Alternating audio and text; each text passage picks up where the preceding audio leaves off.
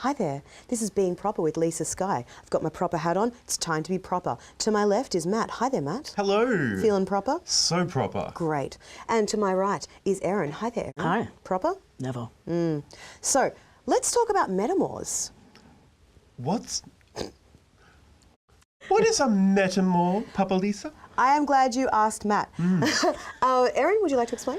Okay, so in polyamory, where people have multiple partners, the Metamour has become the common term for the person who is the partner of your partner that you're not in a relationship with. Oh. So if I'm with Susan, and so Susan and I are girlfriends, Yeah. and my husband's name is Tom, and Susan's wife's name is Betty, my Metamour is Betty, Tom's Metamour is Betty. Wow, that's incredible. So it's the people involved with your partners whom you have no involvement, like no romantic relationship. involvement. I see. Yeah. So, I love that you said romantic and I said no relationship. so tell me, how does that sort of influence the dynamic of the relationship? Does them having a label help in any way, or is it? It does. Is it active? It does, because it feels less awkward than saying like, oh, my boyfriend's girlfriend. Sure. For years, my partners used boyfriend-in-law. Like,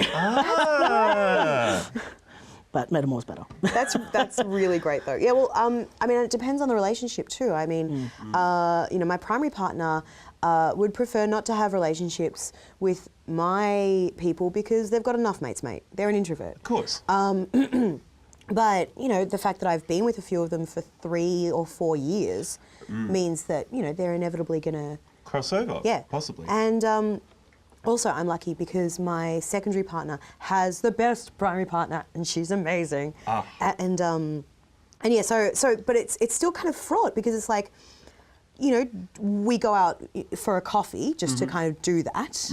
Well, first it's, do we do that? You know, do we have a relationship? And I think it tends to be that you kind of have to if you're having, if they become very serious a long-term relationships, you're going to have some kind of crossover because the only way to avoid it is tremendous acrobatics. Yeah. Like, yeah. And would you want to avoid it? I would suspect it's... Some people do. Some people like to avoid it. There's, I mean, you've got the whole regiment of the don't ask, don't tell poly people, which I'm the complete opposite of. I prefer, I'm like, good, you're dating me, we're family now. Like, you come, you have dinner, family dinner with all my partners. That's sort of my thing. So I'm kind of in the middle of that, I think. Like, I have partners who just want to exist in a vacuum for, you know, various excellent reasons. Goodness, I have partners who are almost closeted about it, again, for And the closet does add extra, like, complications. And it's for very good reasons as well. Like, I mean, I know there's an OkCupid question that says, would you date someone in a relationship? And there's an answer that says yes, even in secret. And some people take that to mean, you know, like, you and I are dating, but you're also dating Erin and I'm your mistress. Sure. But it's not. It could be that Erin knows all about it, but you're a primary school teacher in an extremely conservative area and you're not quite ready to disclose.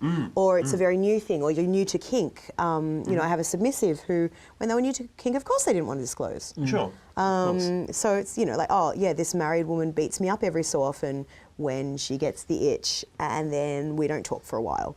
Sure. It's weird. So, yeah, I find it kind of depends on that. Yeah, and I find the seriousness level of the relationship, or even the length of the relationship, even if it's like, I hate seriousness is the word because, you know, relationships are all different. They're not, it's not a hierarchy. But, you know, I find, I forgot where I was going with this. Even if you have a very casual relationship, if you've been together for like 5 years, you know, eventually you just sort of become part of each other's sort of social ecosystem. That's actually exactly what happened with a relationship of mine that's gone for about 4.5 years now. It just, you know, sure, we only see each other every couple of months or every couple of weeks, but this is the interesting thing. If my birthday's first, it's awesome because they can set the pace. But then again, you don't want them to feel awkward, like, do I buy them a birthday present? If so, how much? Like, do I just get them a card? That's even more heartfelt. Do I get them a box of chocolates? Do I get them a really thought out handmade present or a $50 something? To me, $50 is a lot of money. $50 is a lot of money. A pineapple! Having said that, we're all in the arts industry, so yeah. If you've got $50, send it to. Please send it to us. Yeah, Any of go us. on. One day, my segments won't just degenerate to me begging for money. Today is not the day, friends, at the Lisa-Skye on Twitter.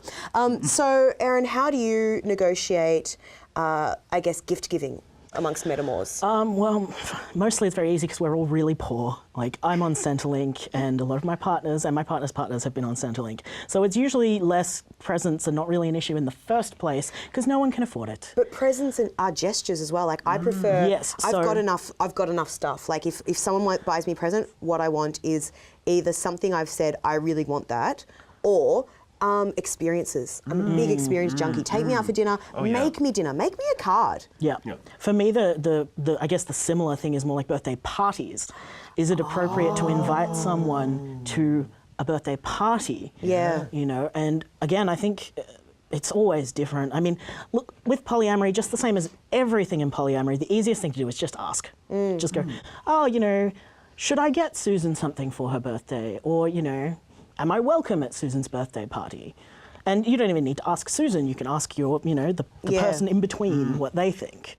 But also, I guess, asking your primary, like, may I invite this person? And sometimes it might be easier for your primary to have this person and their partner rather than just this person. Sure. Yeah. I mean, polyamory is basically relationship masterclass. It's certainly not for everyone, and it's a lot of talking.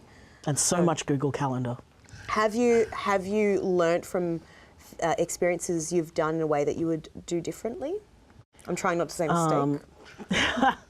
That's a tricky question. I don't actually feel like I've made any mistakes. And I don't mean that in a braggy way. I just feel like even if something didn't work out the way I expected it to, it was still okay. I haven't really had any disasters, thankfully.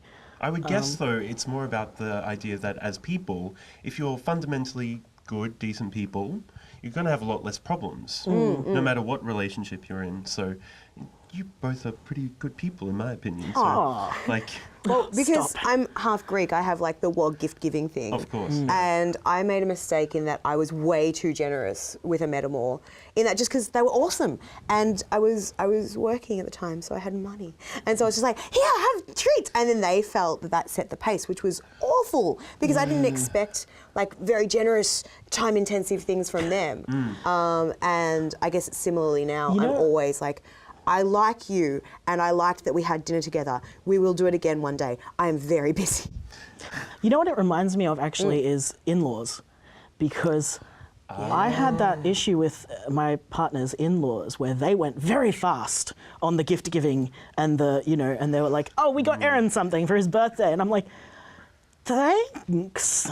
You know, I don't really want to, but thank you. And now I am kind of expected to give them things and be involved in family things. And Family. That's something we can all agree about. Yeah. So, thank you for watching. This has been Being Proper for Bent TV. Thank you, Matt. Thank you, Erin. Thank you. you.